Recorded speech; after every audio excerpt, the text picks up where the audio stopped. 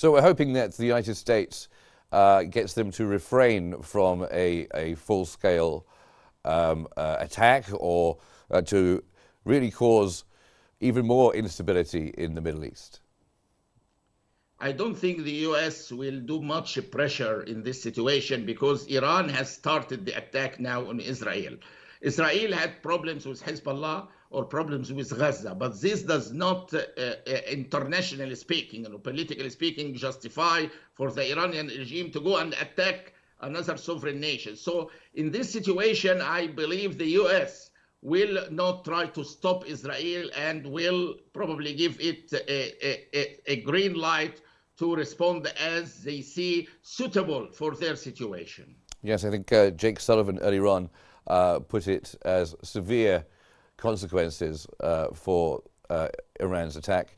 Looking at Israel's missile defense system, we've been seeing the pictures and on our screens all night. How do you assess the effectiveness of the Iron Dome? It seems at this time there is a problem with the Iron Dome effectiveness. If 180 missiles has reached Israel, this is a problem. It's not clear till this moment the degree of damage. Unfortunately, it's not clearly known. So when we know this, we'll be able to assess the capability of the protection system against these missiles. But in the meantime, we know that 180 missiles have been sent. One reached Tel Aviv and affected it to some extent. But if the other 179 missiles were interrupted, then this means the system is very effective. If all of them has reached Israel, that's another story. So I think we need more information, which will evolve soon, to be able to judge this particular point. And on the wider situation for Israel, does this rocket fire from Iran cause a problem for the military preparedness or the security strategy at large? Of course, it's very problematic for them because this time the missiles, for example, do not have any dirty bomb or radioactive material. Or maybe in the future, if the concept of being able to reach the land of Israel with these missiles, how could they know that one mistake can happen in the future with a nuke coming to their area and destroying the whole country? So it's very problematic and very worrying for them. And as I explained, as I mentioned to you, it is seen by many Israelis as an existential threat. No, this is not a normal threat when a country like Iran that clearly states that they want to erase Israel from the map, reach their land with such missiles. I think it will be taken very seriously by the Israel Defense Force and by the Israeli intelligence. And I do expect that the reaction will not be small. It will be big. And does Iran's military ability to launch missiles from its own territory, as we've seen today, does this change the landscape in the region overall, do you think? Of course.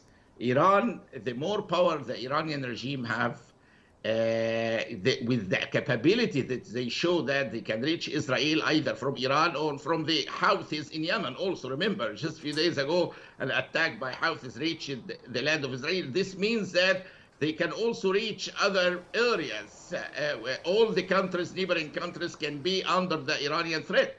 And what is really more threatening in the whole story is the one person who took the decision or gave the order to launch the missiles was not the head of the military. It was Ayatollah Khamenei, the religious leader, which tells us that the decisions may not be taken even based on rationale or rational thinking and analysis. It could be emotional, it could be religiously motivated, or ideologically, let me put it in a better way, ideologically motivated. So I do believe that if this comes to the equation, it will make things very tense and will make many people worried what can happen next if the Iranian Ayatollah Khamenei or the top religious leader next day decided to attack another country. No one can say no to him in the system. He's the highest religious authority.